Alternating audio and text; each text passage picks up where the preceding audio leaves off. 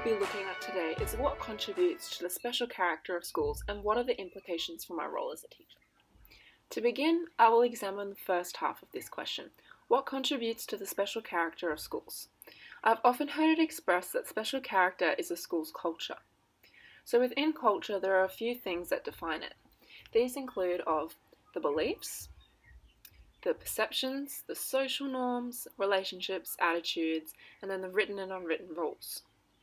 From here, according to the Glossary of Education Reform, published by the Great Schools Partnership Association, these features of the school's culture influence and then shape every aspect of how a school actually functions, and the degree to which a school embraces and celebrates the racial, ethnic, and linguistic or cultural diversity. I'm now going to be focusing on the Seventh-day Adventist perspective of special character within schools. And I've noted that Adventist Schools Australia states that the heart and soul of Adventist education stems from a worldview regarding the origin, the meaning, and the purpose of the destiny of human life. These beliefs and assumptions are drawn from the Bible, and the outcome of these beliefs is a special character that reflects the reasons, the vision, the aspirations, and the values that are important to Adventist educators. Special character is revealed in the context of the community of faith and learning, and we can refer to it as the fundamentals, the assumptions, and the beliefs. So within these, we've got 8. The first one is God being the ultimate source. This is meaning that God is infinite. He's never ending, and He is our primary source to life that we know it, and we can often symbolize this through rings. Secondly, we're looking at God's creative activity. God designed the entire universe, everything within it that is intentional and it's structured and it's orderly. Thirdly, we look on to our human origin. So God created unique human beings in His image with the ability to think, act, and respond. Fourthly, how do we know God? So this fundamental is based on God revealing Himself through Jesus Christ to humanity. So the next assumption is labeled our problem. So due to the events that occurred at Eden, humans broke the relationship with God, and now we understand the conflict between good and evil, and we try and balance this throughout our lives. So God's response to this was God sent His Son, Jesus Christ, as an answer to the sin of the world. And through this, we were able to have a renewed relationship, which brings me to my 7th point, renewed relationship.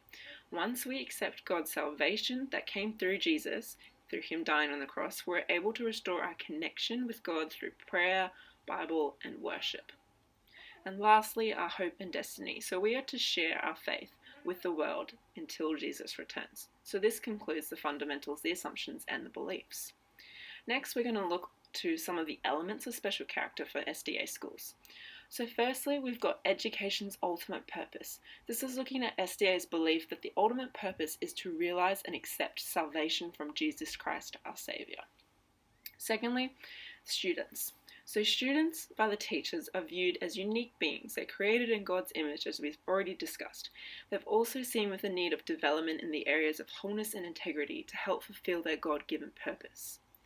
Then we have the role of the teacher. So teaching within an SDA school is approached with a ministry center. It is the role of the teacher to display models of SDA culture and values while also demonstrating the professional outlook of a teacher.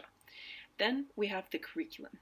So each area of the curriculum is approached with a biblical perspective and a Christian worldview. SDA schools strive to maintain a balance of curriculum that promotes faith-based learning. So to sum it all up, we've got education's ultimate purpose, we've got the students, the role of the teacher, and then the curriculum. Now we've come to the second part of the question. This is the implications on my role as a teacher. What I've drawn from reading about the elements within SDA special character of a school is that I really need to display these elements of love and service to my students as well as my peers and colleagues. So I'll be doing this by modeling to the students inside and outside of the classroom, as I believe that it's really important that the students know and understand what you're really about as a teacher and that you are engaging with the school's special character. Secondly, I'd like to implement and incorporate the SDA values in my classroom.